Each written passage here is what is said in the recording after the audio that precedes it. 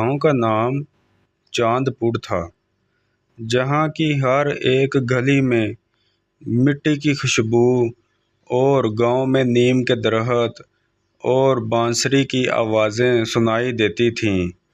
اسی گاؤں میں ایک چھوٹا سا لڑکا رہتا تھا جس کا نام احمد تھا۔ احمد ایک خاموش سا مگر ہنرمند محنتی لڑکا تھا جس کے ہاتھوں کی مہندی میں جادو تھا۔ احمد صرف عورتوں کو مہندی نہیں لگاتا تھا بلکہ وہ گاؤں کی شادیوں، میلوں اور گاؤں کے تہواروں کا دل ہوتا۔ سب کہتے تھے احمد کے ہاتھوں کی مہندی دل کو چھو لیتی ہے۔ گاؤں میں لوگ اسے احمد کی بجائے مہندی والا لڑکا کہہ کر بلاتے، مگر سب کو یہ بات ہضم بھی نہ ہوتی۔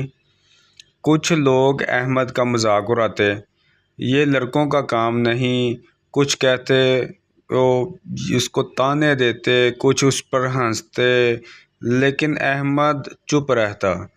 اس کے لیے مہندی صرف رسم نہیں تھی بلکہ اس کا شوق تھا، اس کا ایک جذبہ تھا۔ ایک دن گاؤں کی سب سے بڑی شادی ہوئی۔ گاؤں کے سردار بشیر کی بیٹی کی شادی تھی۔ سب مہندی والی خواتین پہلے سے سردار کے گھر موجود تھیں، مگر سردار کی بیٹی نے ضد کی کہ میں کسی عورت سے مہندی نہیں لگاؤں گی، مجھے مہندی صرف احمد لگائے گا۔ سب حیران رہ گئے کہ سردار کے گھر مہندی لگانے کے لیے ایک لڑکا جائے گا، ایسا تو پہلے کبھی نہیں ہوا۔ لیکن سردار کی بیٹی اپنی ضد پر قائم رہی اور یوں احمد پہلی بار گاؤں کے سب سے بڑے گھر میں مہندی لگانے کے لیے بلایا گیا۔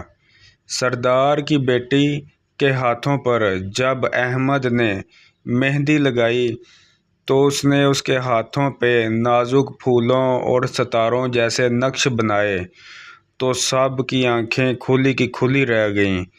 سردار کی بیٹی کی سہیلیوں نے کہا، احمد، یہ تو جیسے تم نے ایک کہانی لکھ دی ہے۔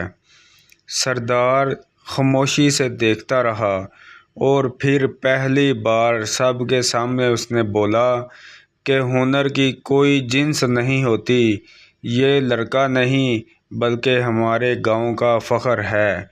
اس دن کے بعد احمد صرف مہندی والا لڑکا نہیں تھا، وہ چاندپور گاؤں کا فخر بن گیا تھا، اور جب بھی گاؤں میں مہندی کی خوشبو پھیلتی تو لوگ یہی کہتے کہ یہ احمد کے ہاتھوں کی مہندی ہے جو ہاتھوں کے ساتھ ساتھ دل کو بھی رنگ دیتی ہے۔